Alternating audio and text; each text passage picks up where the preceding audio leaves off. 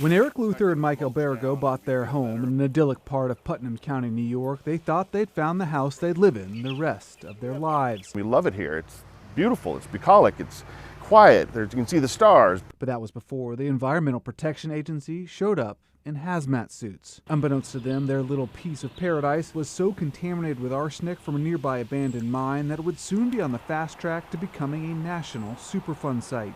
So here we are, thinking we're going to be here for the foreseeable future, loving where we are, and all of a sudden you're told, oh, you're living in an arsenic dump, you're in danger for your lives, you need to get out. P.S. We knew this 30 years ago.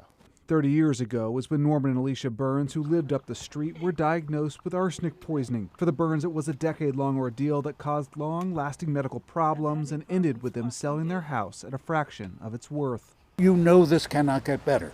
You have to know that there's a source of arsenic, and it's in the water, and water flows. It's in the soil, it's on the ground, it's in the air. Everybody knows this.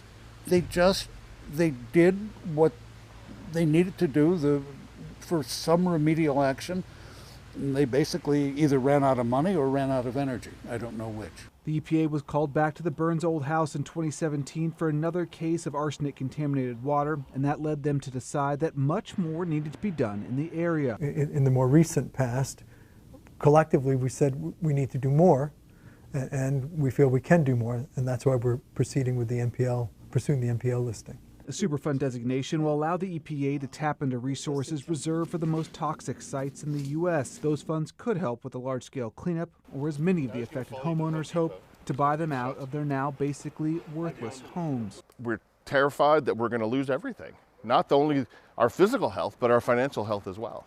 Robert Embry built his family's home just up the hill from Luther and Albergo. He says he now believes there's only one thing left to do. We went through a lot living here, and it's going to be hard to leave, but it's something that we'll have to do. Luther and Albergo remain hopeful that the county, state, and federal government will step up and help them find a way out of the toxic situation. But until that day, they can only hope that the months they have left in their home won't affect their years to come. David Martin, Associated Press, Kent, New York.